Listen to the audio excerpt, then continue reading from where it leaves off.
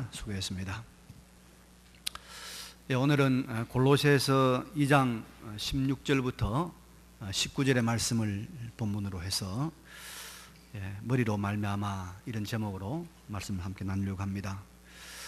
여러분, 우리 집에서 강아지나 고양이를 기른 분이 있죠. 반려동물이라고 그럽니다.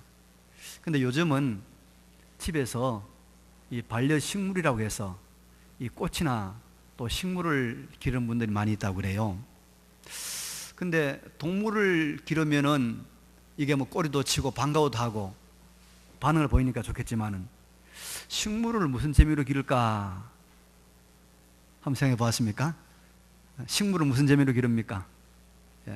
식물은요, 제가 보니까 움직이지도 않고 어떤 행동도 보이지 않지만은 식물은 자라갑니다. 떡잎이 하나 났다가 둘 났다가 자라가는, 그게 또 사람들에게 기쁨과 위로와 또 즐거움을 주는 것 같습니다. 오늘 본문은 골로새 교회를 어지럽히는 이단들에 대한 바울 사도의 경계, 바울 사도의 깨우침입니다. 근데 바울 사도는 이 본문에서 그의 깨우침의 목표가, 경계 목표가 무엇인가를 19절에 이렇게 말씀하고 있습니다. 한번 읽어보겠습니다. 머리를 붙들지 아니하는지라 온몸이 머리로 말미암아 마디와 힘줄로 공급함을 받고 연합하여 하나님이 자라게 하심으로 자라느니라. 마지막에 하나님이 자라게 하심으로 자라느니라 말이 나오고 있습니다. 그래서 이제 이 본문을 좀 압축해서 말씀을 드리면은 이런 말입니다. 머리 대신 그리스도를 붙들지 아니하고 이단 잘못된 사상에 물들면 하나님의 자라게 하심을 경험하지 못한다, 그런 말씀입니다. 그리스도를 붙잡아야 우리가 그리스도로부터 오는 은혜와 여러 신령한 충만한 것들을 공급받아서 자라난다는 것입니다. 자라난다. 여러분, 하나님은 우리가 모든 분야에서, 특별히 영적인 분야에서 자라나기를, 성장하기를 원하십니다. 하나님의 뜻입니다. 하나님은 창조한 모든 것들이 선한 측면에서 자라나기를 바라십니다. 그래서 이런 말 들어봤습니까? 과학자들 하는 말, 우주가 팽창한다. 들어보셨죠? 우주가 자라간다는 거예요. 하나님이 자라가는 기뻐하시, 자라간다. 아마 그게 맞는 말일 겁니다. 우리가 이 잘못된 것이 크게 하면 지향이 되겠지만은 선한 것, 아름다운 것, 이 좋은 것이 점점 성장하고 자라간다는 것은 우리의 대단한 행복이고 만족이 아닐 수 없습니다. 어린아이가 여러분 얼마나 이쁘고 얼마나 귀엽고 얼마나 사랑스럽습니까? 근데 이 아이가 여러분 만일에 자라지 않고 10개월에서 그대로 머물러 있다 생각해 보십시오. 2년이 가도 뻘뻘 기댕기고 3년이 가도 기댕기고 하고 5년이 가도 기댕긴다면 이 보통 문제 아니잖아요. 아무리 이쁘도 자라가지 않으면 큰일입니다. 나이가 많은 분들은 이런 생각을 해요. 본인도 그렇게 생각하고 다른 사람도 생각을 그렇게 하는데요. 나는 나이가 많으니까 인기가 없는 사람이다. 사람들은 나를 환영하지 않을 것이다. 매력 없는 사람일 것이다 라고 생각을 하고 아주 용기를 잃는 수가 있습니다. 근데 우리가 이거 알아야 됩니다. 사람이 매력이 없는 것은 나이가 많아서가 아니라 성장하지 않았습니다. 자라지 않아서 매력이 없는 것입니다. 보세요 여러분, 나이가 들어갈수록 내 주머니에, 내 통장에 점점 잔고가 늘어가고 지성과 교양과 모든 것들이 점점 늘어가고 그 사람이 하는 사회적 영향력이 점점 성장한다면 누가 그 사람을 매력 없는 사람이라고 멀리하겠습니까? 매력 있는 사람, 딸만한 사람이라고 좋아하지 않겠습니까? 그래서 우리가 여러분 성장하지 않는 것이 문제지 나이 많은 건 문제가 안 된다 이 말입니다. 제가 정치하는 분들 이야기 들으니까 그런 이야기 하더라고요. 박근혜 정부가 이 망한 가장 큰 이유가 소통의 부족이다. 소통의 부족이다. 그런 말을 해요. 맞는 말 같아요. 마침 제가 지난 수요일 밤에 설교를 하면서 그런 얘기 했어요. 우리가 하나님 말씀 앞에서 반응을 보여야 됩니다. 이 예루살렘 사람들이 우리가 어찌할꼬 반응을 보였던 것처럼 반응을 보여야 됩니다. 그것이 세상을 아름답게 하고 원만하게 하는 소통이라고 설교를 했습니다. 그런데 이 말씀을 들으신 70이 훨씬 넘으신 집사님이 아주 작은 고마운 일을 만나고 그 지나치지 않고 그냥 반응을 보시는 겁니다.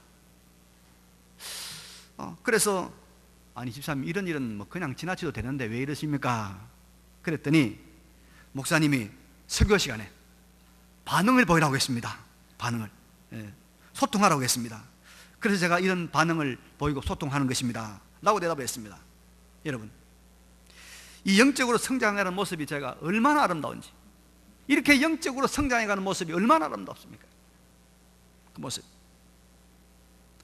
제가 핸드폰을 가지고 있잖아요. 여러분 다 가지고 있지 않습니까? 저는 이 무제한으로 문자를 보내도 요금이 정해져 있는 무제한 정액제를 씁니다. 제가 문자를 많이 보내는 편입니다. 그래도 제가 누구에게 문자 보내는지는 다 알고 보내지 모르고 보내지는 않습니다. 그런데 제가 문자를 보내면요, 그 문자에 반응을 주는 사람들이 10%도 안 됩니다. 속된 말로 다 씹어버려요. 이 반응이 와야 소통이 되는 거 아닙니까? 반응이 와야 소통이 되는 거 아닙니까?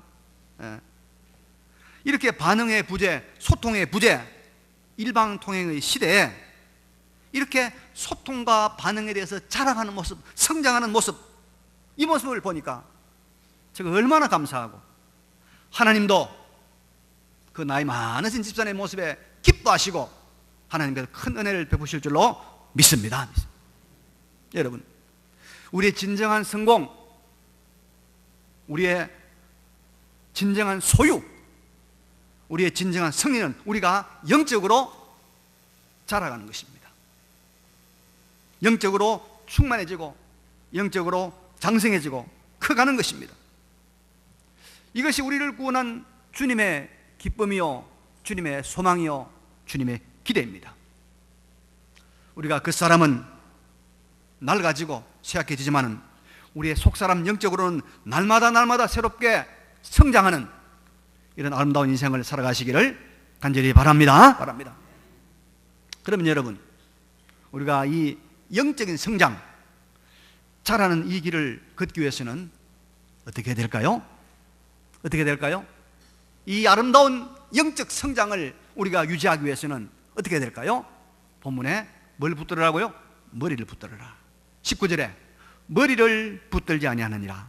온 몸이 머리로 말미암아 마디와 힘줄로 공급함을 받고 연합하여 하나님이 자라게 하심으로 자라느니라. 교회의 머리 되시고 역사의 머리 되시고 우리의 머리 되신 그리스도 그분을 붙들어야 우리가 성장한다는 것입니다. 그래야 우리의 이 온몸, 우리 교회, 우리 나라, 우리 성도들, 이 모든 것들이 그리스도로 말미암아서 각양의 좋은 것들을 공급받아서 하나님의 자라게 하심을 경험하게 된다는 것입니다. 그래서 여러분, 우리가 세상에서도 이 머리, 중요한 거 있잖아요. 가장 중요한 거, 이걸 붙들어야 돼요. 머리를 붙들어야 살지. 중요한 걸 붙들어야 됩니다. 그래야 승리한 인생을 삽니다. 여름이 다가오고 이제 지금 우리가 많이 가뭄이 오는데요. 여러분, 우리 해아리에 있는 사람들에게, 이 땅의 사람들에게 가장 중요한 것, 가장 머리 되는 게 뭘까요? 사람이 터전을 잡을 때 가장 머리 되는 것이 저는 물이라고 생각합니다. 물. 사람이, 이 어떤 공동체가 물을 붙들어야 돼요. 어린아이가 뱃속에서 물속에 있잖아요. 양수에 떠 있잖아요. 양수 터져버리면은 큰일 나잖아요. 빨리 무슨 뭐 지항절개를 하든지 해야 되지. 안 그러면 그 뭐 아주 무서운 일이 생기단 말입니다. 물입니다. 서울이 참 좋은데요. 저는 가끔씩 지방을 갔다 옵니다. 부산도 갔다 오고 대구도 갔다 오고 갔다는데 지방에 갔다 올 때마다 참 서울이 좋다 그런 생각을 합니다. 그런데 서울이 서울된 이유가 여러분 왜 서울이 됐을까요? 서울에 큰 물 한강이 있어 서울된 겁니다. 한강물이 말라버리면 아마 서울은 폐허의 도시가 되고 말 것입니다. 우리나라 역사를 봐도 이 큰 물이 있는 이 서울, 이 한강변을 차지한 나라가 결국은 번영하고 또 나라를 통일한 것을 우리가 보게 됩니다. 그런데 여러분 요한복음 7장 30절 37절 이하에 이런 말씀이 있습니다. 7장 37절에 보니까 명절 끝날 곧 큰 날에 예수께서 서서 외쳐 이르시되 누구든지 목마르거든 내게로 와서 마시라. 내게로 와서 마시라. 예수님 물이 있다는 말이에요. 물. 에? 나를 믿는 자는 성경의 이름과 같이 그 배에서 생수의 강이 흘러나오리라. 생수를 말씀하고 있습니다. 예수님께서 생수의 원천이 되신다는 것입니다. 하나님께서 사람에게 필요한 모든 영적인 육적인 생수의 원천으로 예수님을 주신 것입니다. 그가 보내시는 예수님 보내신 성령이 우리 안에 들어와 역사하면 우리의 모든 필요한 것들이 다 채워주신다는 것입니다. 마치 물이 있으면 모든 식물과 동물이 잘 살아가듯이 예수 그리스도를 붙잡으면 생수의 그는 예수 그리스도로 말미암아서 우리의 영적인 육적인 모든 것이 다 자라간다, 넘친다, 그런 말입니다. 그래서 우리가 영적으로 정말로 자라가기를 원한다면, 인격적으로 성장하기 원한다면 우리가 그리스도를 붙잡아야 됩니다. 예수 그리스도를 붙잡아야 자라갑니다. 우리가 예수 그리스도를 붙잡지 않으면 인격적인 성장이, 영적 성장이 어느 수준에 오면 하면 딱 멈춰버립니다. 더 이상 자라지 않습니다. 그래서 내가 시민들을 위해서 내가 참 큰 내 희생을 해보겠다 해서 시민단체를 맡아서 일하는 사람들이요, 예수를 붙잡지 않으니까 어느 시점에 오면 딱 멈춰버려요. 그래서 넘어집니다. 쓰러집니다. 구국의 열정으로 시작한 이 운동권 사람들이 예수 그리스도를 붙잡지 않으니까 어느 시점에 가니까 그들이 타락합니다. 무너집니다. 추락하는 모습을 보게 됩니다. 그러나 여러분, 그리스도를 붙잡은 사람들은, 예수 그리스도를 붙잡은 사람들은 영적으로, 내적으로, 인격적으로 계속 성장합니다. 제가 최근에 우리 노회 목사님들, 나와 젊은 목사님들을 만나서 이제 우리가 회의를 하면서 기도를 하는 걸 들으면서 참 은혜를 많이 받습니다. 야, 참 영적으로 많이 이렇게 성장했구나 하는 걸 제가 아주 느낍니다. 5년 전에, 10년 전에 우리 모여서 기도할 때는 저런 기도를 안 했는데 지금은 기도하는 그 기도의 모습이 너무 깊고 너무 넓고 너무 은혜로워요. 그래서 예수 그리스도를 붙잡고 나가시는 분들이 저렇게 자라가는구나. 여러분, 머리 대신 예수 그리스도를 붙잡은 사람들이 모든 면에서 자라갑니다. 예수 그리스도 안 잡으면요, 교수라도 철학자라도 사회 지도층이라도 여러분 어느 시점에 가면 넘어집니다. 쓰러집니다. 추락합니다. 우리가 예수님을 잡을 때, 그리스도를 붙잡을 때 우리는 영적 성장에 놀라운 환희와 보람과 즐거움을 느끼게 될 줄로 믿습니다. 그런데 여러분, 이제 본문에는 우리가 참된 이 성장 자람을 이루기 위해서 그리스도를 붙잡아야 하는데 그 머리 대신 그리스도를 붙잡지 못하게 하는 것이 있다고 깨우치고 있습니다. 이걸 지금 우리가 본문에 잘 찾아야 됩니다. 16절 17절을 봅시다. 보면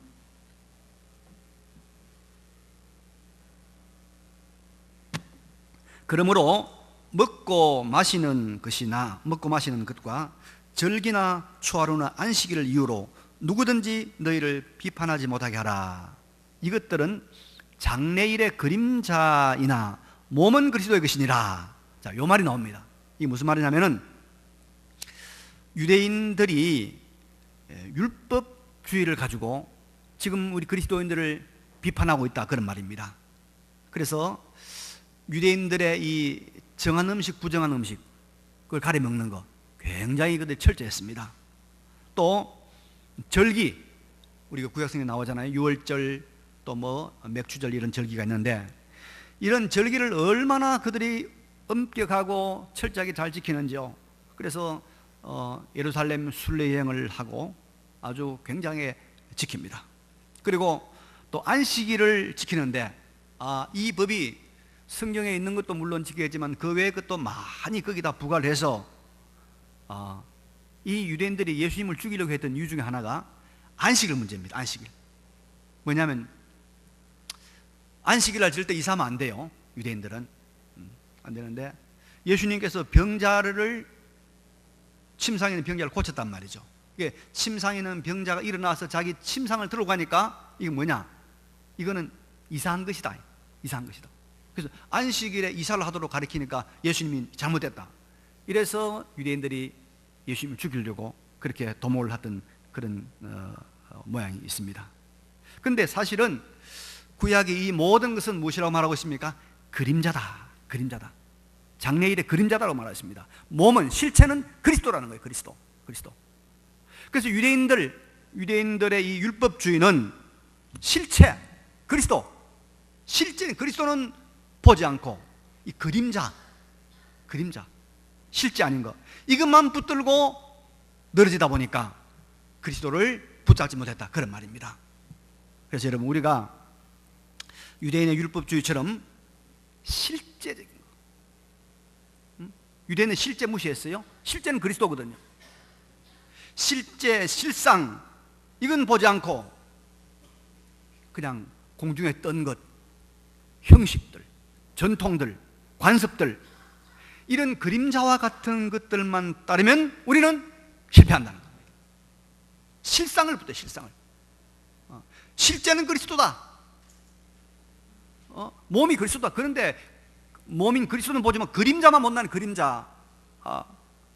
여러분, 우리가 예수님을 붙들지 못하고 그래서 성장하지 못한 이유가, 여러분, 우리가 신앙생활을 하면서 실제를 안 봐요. 실제를.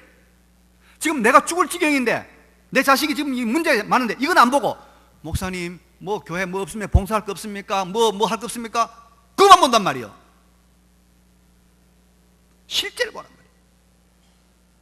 1917년, 지금부터 100년 전에 러시아, 제정 러시아가 공산혁명이 났습니다. 그래서 수천만이 죽었습니다. 그것 때문에 지구 전체가, 여러분, 공산주의가 돼가지고 얼마나 많은 일이 났습니까? 그런데 그 제정 러시아의 공산혁명이 일어날 때 그 교회, 러시아 정교회 지도자들이 무슨 이야기 했느냐? 바늘 끝에 천사가 몇 명 앉을 수 있을까? 그거는 했다는 거예요. 실상은 안 보고, 실제는 안 보고 허황된 이야기만 하고 있다는 거예요. 여러분, 교회 와서 허황된 이야기 하지 마세요. 내가 지금은 배가 고파 죽겠단 말이야. 내가 이런 문제가 있다. 그거 놓고 기도하고 해야 되는데 무슨 이야기, 어느 교회 어떻습니다, 어떤 교회는 어떻습니다, 그런 이야기 하지 말아요. 실상을 무시했다.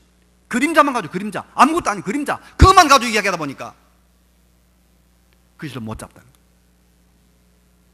우리의 문제가 무엇입니까? 그걸 놓고 실험하세요. 담배 못 끊죠? 그거 실험하세요.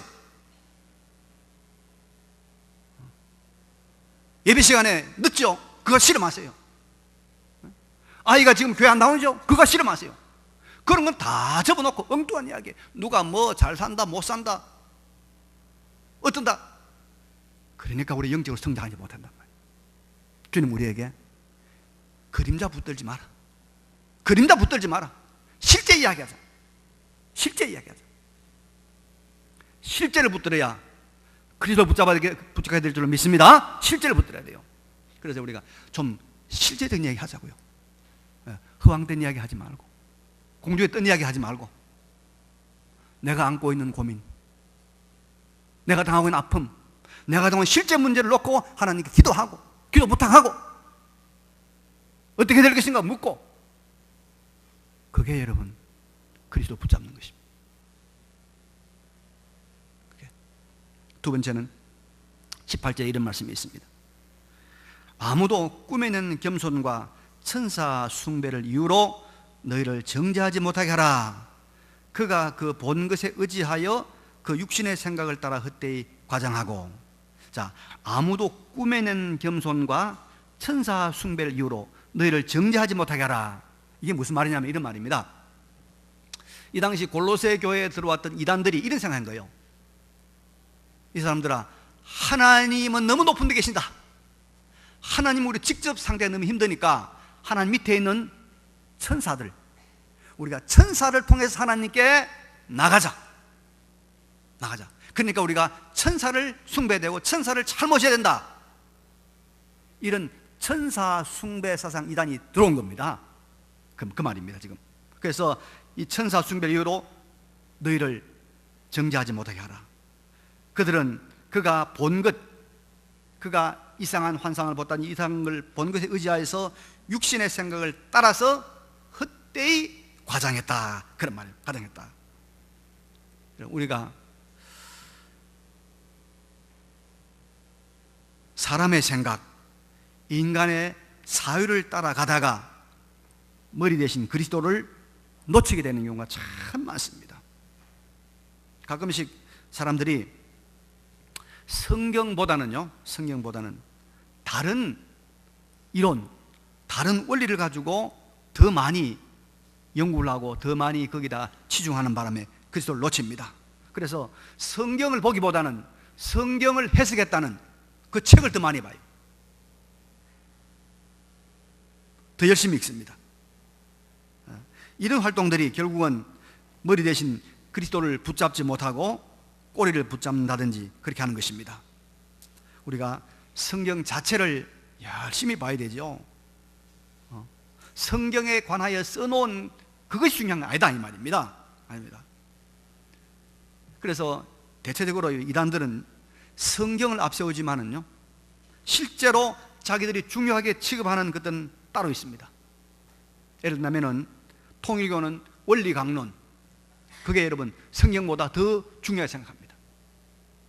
요즘 많이 유행하는 신천지는 뭘 하느냐? 비유풀이라는 책이 있어요. 그걸 가지고 얼마나 사람을 미혹하는지 몰라요.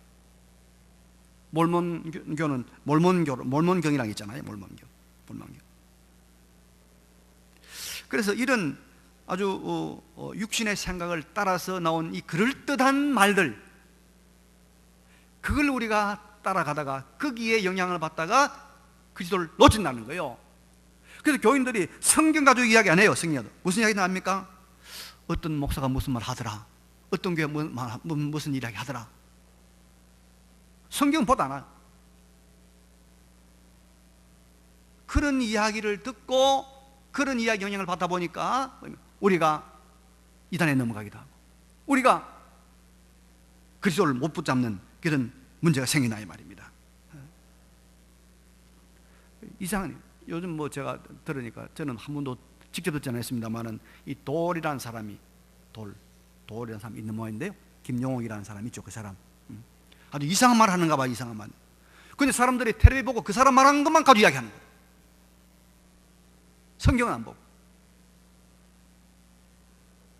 전부 헛된 말입니다.